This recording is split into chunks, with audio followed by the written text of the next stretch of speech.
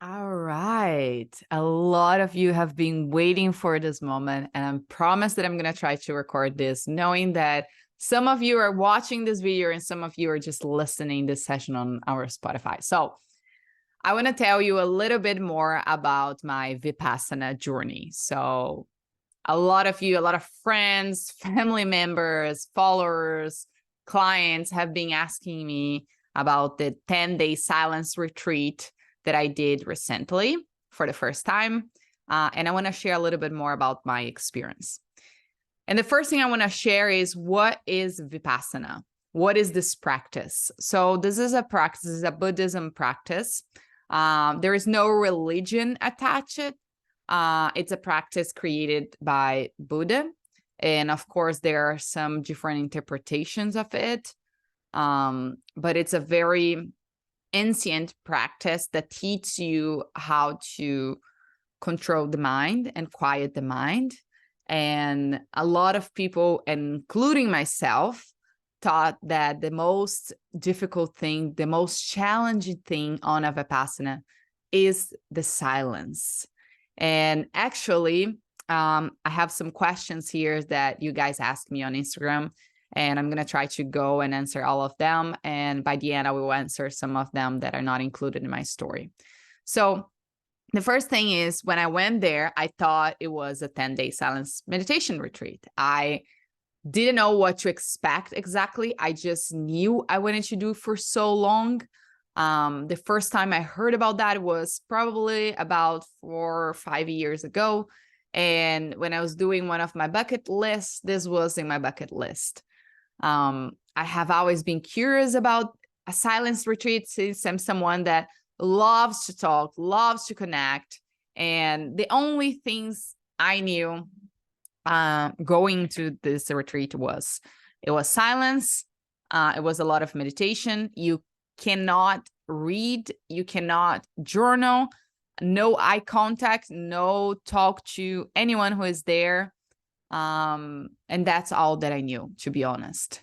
And my journey actually started before getting in there. I was in the waiting list for a long time, and it was a whole process of trust and surrender to be there, especially because I have my own business. For those who don't know, I didn't even introduce myself, but I'm Beatriz Boas. I'm the founder of ThetaBreath, and I have my company who is in the moment of lots of growth and lots of clients, a lot of people asking and connecting, and we are still growing our team. So the idea of getting out of my business for 10 days were just crazy, and you have no access to any phone, computer.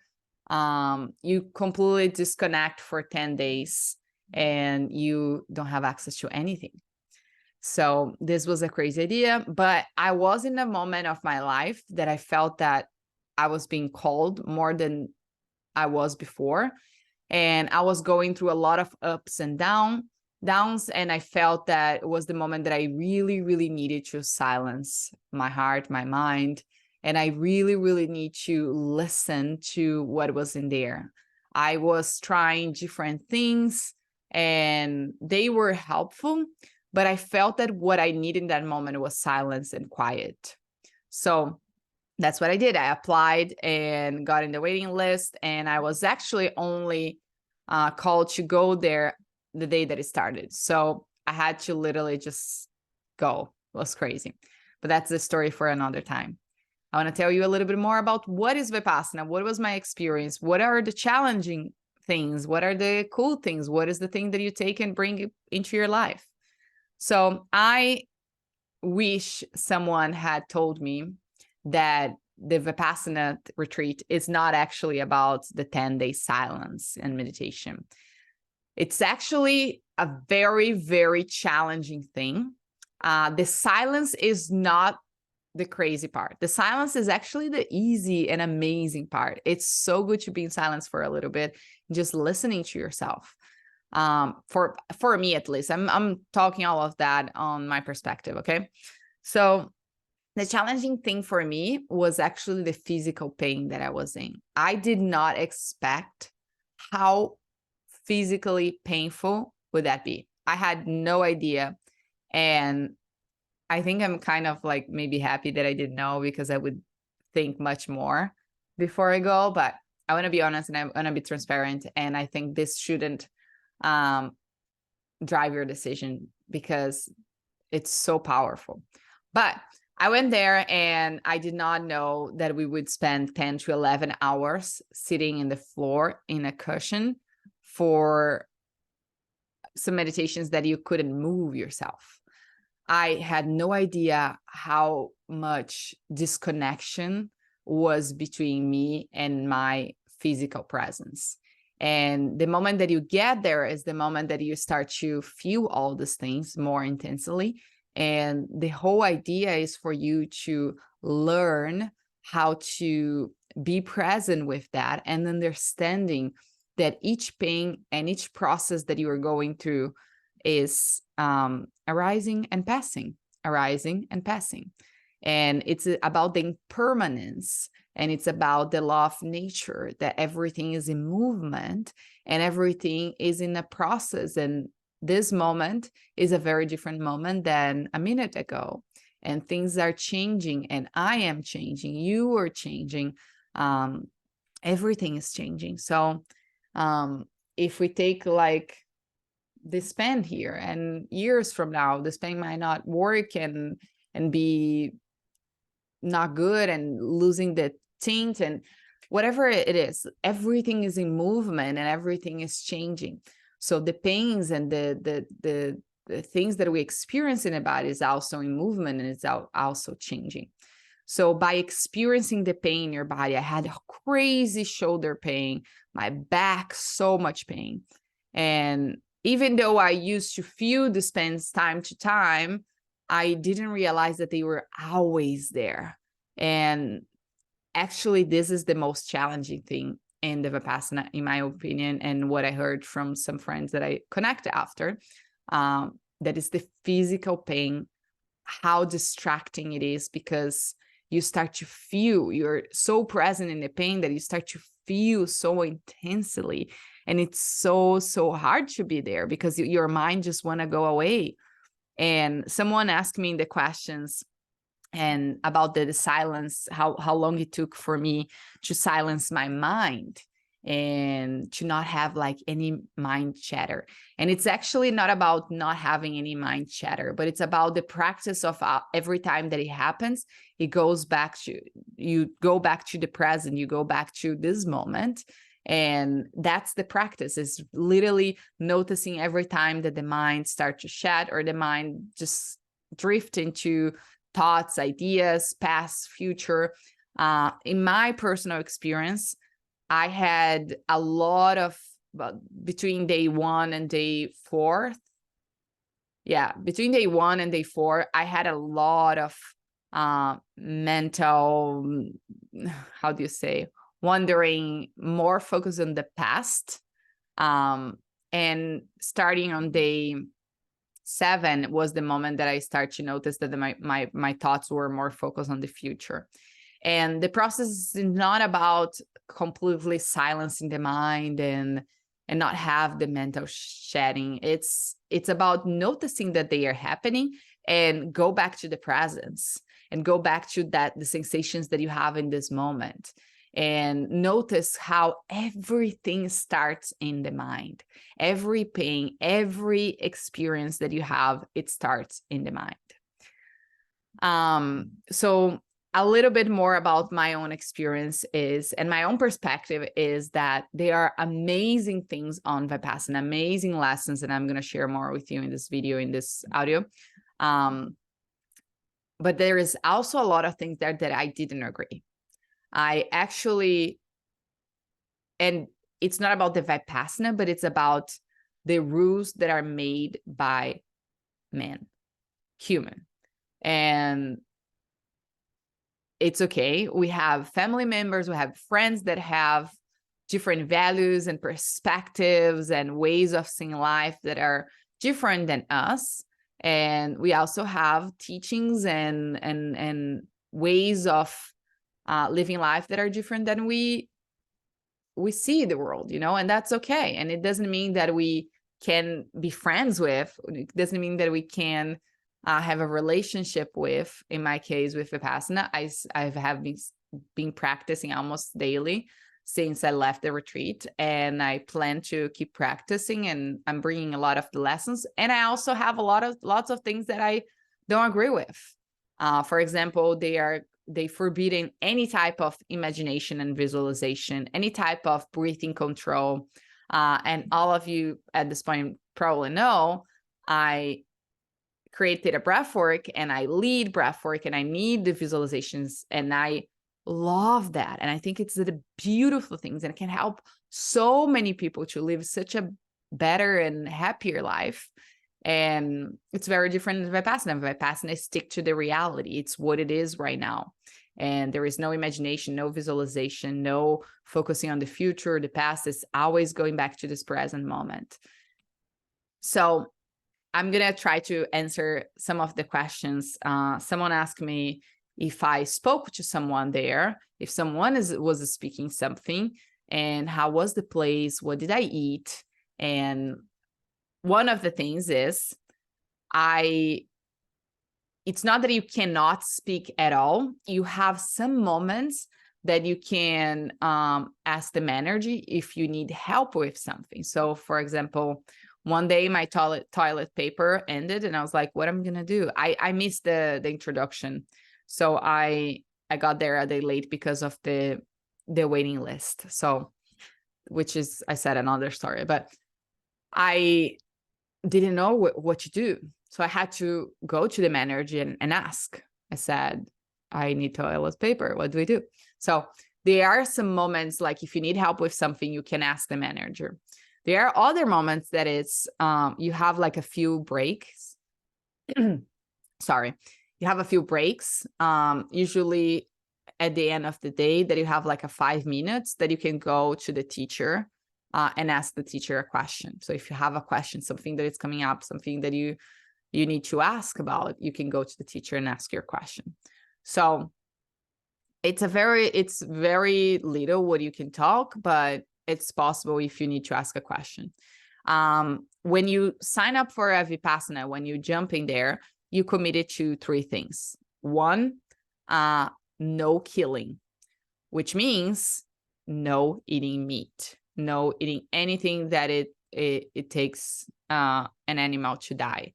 And even though it's not you that it's killing the animal, someone killed the animal for you to eat. So the food there is completely vegetarian.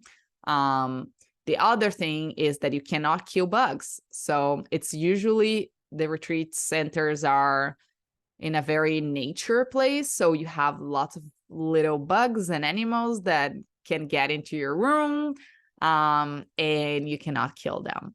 And this includes cockroaches, this includes grasshoppers, this includes spiders, this includes whatever animal you find, you cannot kill.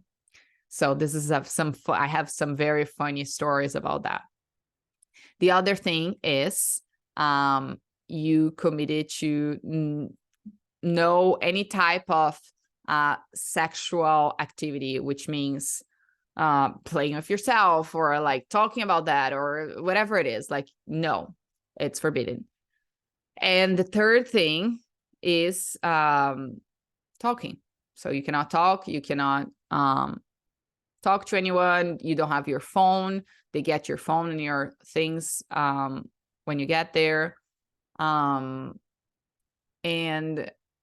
the place is usually in the middle of nowhere. The idea is for you to be away from cities and be in a more nature place. That's it. So I did mine in Texas. It was very, very hot. It was in the middle of nowhere.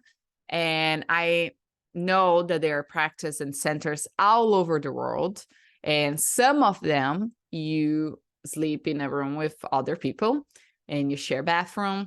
And someplace, no. Someplace, the place that I did, I had my own room, which is a very simple, very, very simple. You bring your own bed sheets, your own towel. And I had my own bathroom. So that was very, very good. But I have heard from some people that have shared bathroom and bedrooms, and they said that it's not an easy thing, but that's the purpose. I think the most unexpected learning that I had, it was that it's very different from you to learn intellectually about something and to really fully practice what you are learning. Most of us, we spend most of the time in the intellectual learning, and it feels good, it feels great. I'm all about that. But a lot of things that we learn intellectually, we don't really practice. We don't really embody it. And Vipassana, you do not have another choice other than practice right there. I definitely had some amazing learnings and lessons on patience and about controlling my mind, not reacting to everything. We are literally reacting to everything. In this moment, your brain is already thinking so many things, and you're already making some judgments. You're already having some, and we always react to situations. So if a bad thing happens, bad thing.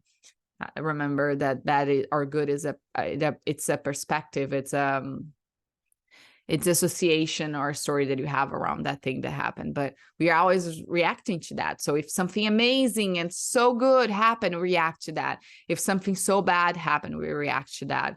And we are always in this loop of reaction. And Vipassana is a lot about learning to not react, to detach yourself from the need to get something, like your ego receiving something. So they talk a lot about no attachment. They also talk a lot about the misery that we all have within ourselves. We all do have a misery within ourselves. Some of us have many, many miseries within ourselves. And this misery always comes from something that we are attaching ourselves, either something that we are craving for or something that we have an aversion for. So whenever we are craving something or we have some aversion of, this creates the misery. This creates an attachment that makes us suffer. And that's all about training your mind to not react to whatever is coming up and learn, have awareness on what you're attaching yourself to and what is coming up for you. And that is something that I learned a lot there, and it was very unexpected. And I think the most beautiful practice of Vipassana, it's not even the retreat, it's not even the 10 days, but it's how you literally take everything that you learn in these 10 days and integrate in your life, which is exactly the phase that I'm in right now. I have been through many challenging situations since I left, that I usually in the past, before Vipassana, I would react a lot and I would feel a lot. And I've been noticing how much more balanced I am. I'm not going through this like crazy ups and downs. I'm way more balanced. I feel like I'm in a better position to attract and bring in the things the experience that I want. And I'm not reacting to that. When something great happens, I'm also not reacting. We just had an amazing opportunity in a big event, and that is going to be great for us. And I'm like, yeah, that's good. That's another experience that I'm super, super grateful and super honored to be there and bring ThetaBreath work there. But it's also, it's an opportunity, and we will have lots of other opportunities. And I'm not super reacting to that and having like lots of crazy thoughts and going into that. You know what I mean? So that's definitely a beautiful learning that I'm applying in my life.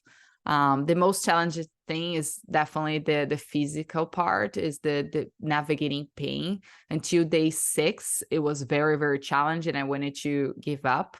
And I asked myself, like, why the heck am I doing that? This is crazy. Like, why am I doing that?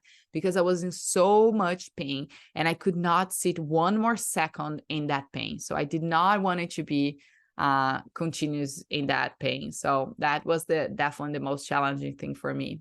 And the most eye-opening thing was definitely to see my awareness. I had a crazy experience to really, really feel what my awareness is, what consciousness is, what pure consciousness is.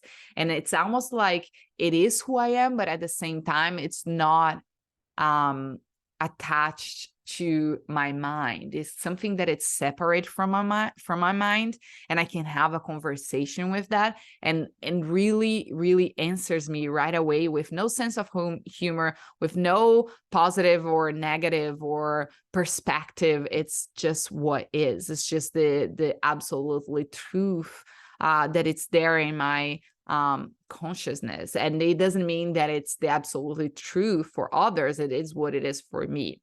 So I had a crazy experience of like really, really seeing that and feeling that and experiencing that. And I had a shocking experience in the last day when I had a conversation with the teacher who told me that I was not allowed to do another Vipassana because I practice ThetaBreath work. And ThetaBreath work has visualization, it has breath work, it has a lot of mindset coaching, and in Vipassana, they stick to reality is what they say. And they said that the crazy energy experience that I had in my body was a hallucination because it was not what it was the reality. So as I said, it was very frustrating for me because I have a very different perspective in what is the experience of consciousness evolution.